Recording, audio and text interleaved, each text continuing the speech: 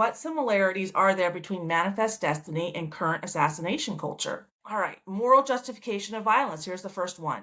Manifest destiny. Violence was framed as God's will, civilization, or a historical necessity. Killing and displacement were described as tragic but righteous. They had a moral duty to kill.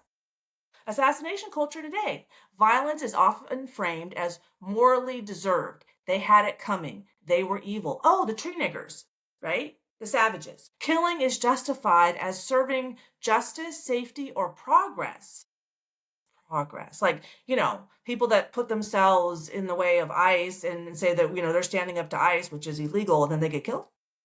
That progress? Where they're being lied to by the media that, ICE didn't reduce crime by over 20% last year by removing all illegal immigrants, which is the biggest drop in over 100 years.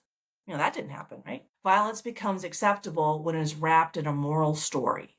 Just like, oh, well, the CEO was doing bad things to people, so he deserved to be dead. And that guy is so powerful that he's willing to take it into his own hands. How is that a healthy woman who wants a stable society for her children, when her man is willing just to go kill someone on the street and then get put in jail?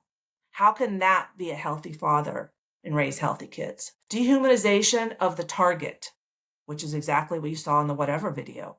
Manifest destiny. Native peoples were portrayed as savages, tree niggers, obstacles to progress, spiritually inferior. We sent the missionaries, right?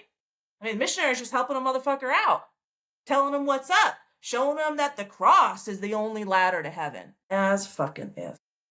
Like Native Americans didn't know how to create their own heaven on earth? Yes, all of our souls agreed to this. And yes, Native Americans benefit from all that we brought over, all the technology and knowledge. Of course they do. We're all in it together.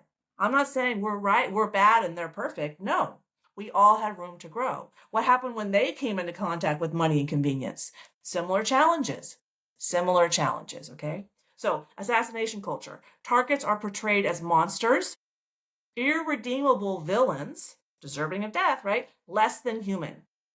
Dehumanization lowers psychological resistance to killing. Why didn't Charlie Kirk ever bring this up? I don't know. I love you, Charlie Kirk, but, no one can see everything. Because if I knew what I didn't know, what I don't know today, then I might know something. That would be a lot of knowledge. History is on our side thinking, manifest destiny. Expansion was described as inevitable. It's just going to happen. It's inevitable. So God's will, right? Resistance was seen as pointless or wrong. Assassination culture. Violence is framed as the arc of history. Necessary change. Unstoppable correction. We just have to do it. We just have to do it. It's just justified because it's morally wrong for them, right? If something is inevitable, individuals feel less responsible for harm. This is all emotional manipulation. Sacred or ideological certainty. Manifest destiny. Rooted in religious certainty. God chose us. We are right by definition. Assassination culture. Rooted in ideological certainty. Political absolutism. Moral purity narratives. No compromise with evil. Right? You misgender me, go to jail. It's not possible to change your sex. My hips, my pelvis will always be structured differently than a male pelvis. Okay? Male bones will always be stronger than my bones. Okay? We're just different. Similarity here. Absolute certainty replaces ethical restraint. Well, we're just certain God chose us. The Puritans says that they were the chosen people, like the Jews, and that America is the new Israel. A lot to think about here.